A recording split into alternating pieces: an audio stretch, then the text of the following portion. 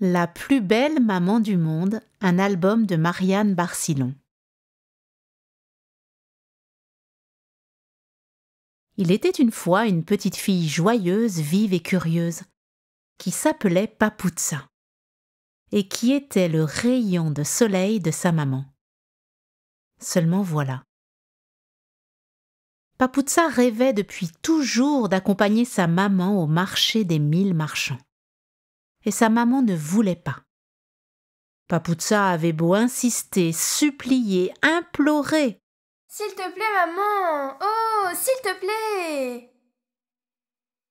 Sa maman refusait.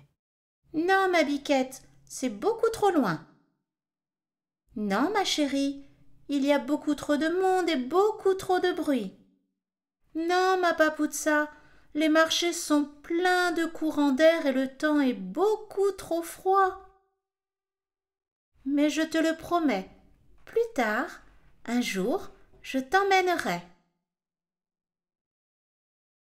Ce grand jour finalement arriva. Papoutsa était folle de joie.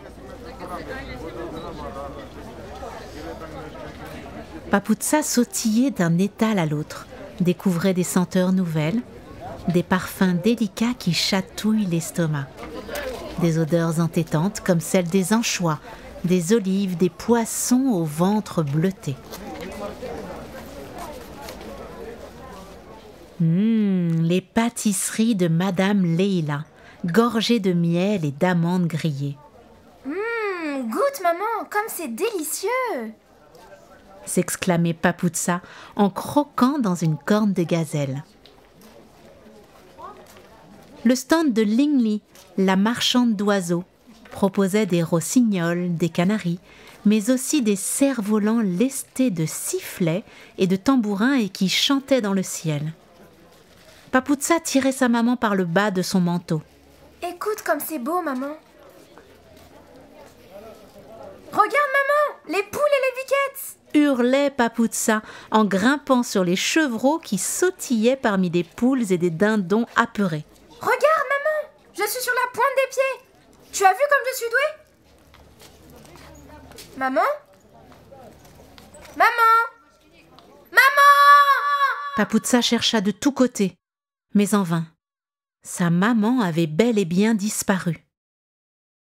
Alors l'enfant se mit à pleurer si fort que le marchand de chèvres Chagui se précipita. « Pourquoi pleures-tu, mon poussin ?»« Parce que je ne trouve plus ma maman.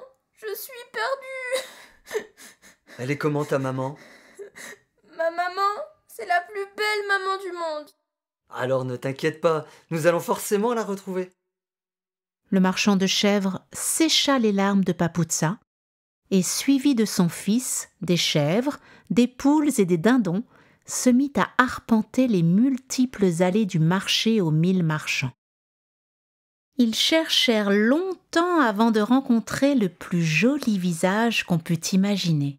« La voici, c'est Suzy, la marchande des 4 saisons.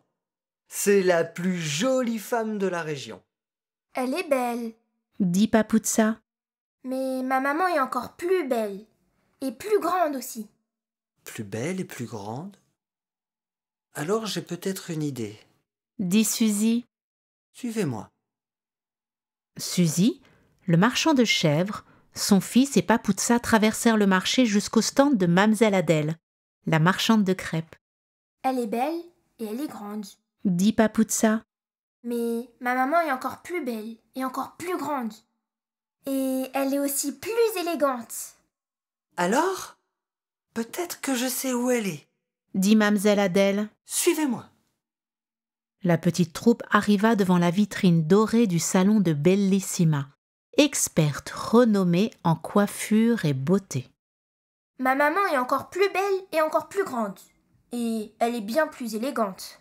Et elle ne porte jamais de pantalon. » Cette fois, personne n'avait d'idée à proposer et tout le monde était bien embêté. Ils traversèrent une dernière fois la foule grouillante du marché pour retrouver leurs étals. Brusquement, Papoutsa se précipita vers une douce petite femme au sourire tout plissé. Ses yeux brillaient comme ceux de Papoutsa. Et sous son manteau, une robe fleurie lui descendait jusqu'aux chevilles. La voilà, ma maman! Je vous l'avais bien dit que c'était la plus belle maman du monde.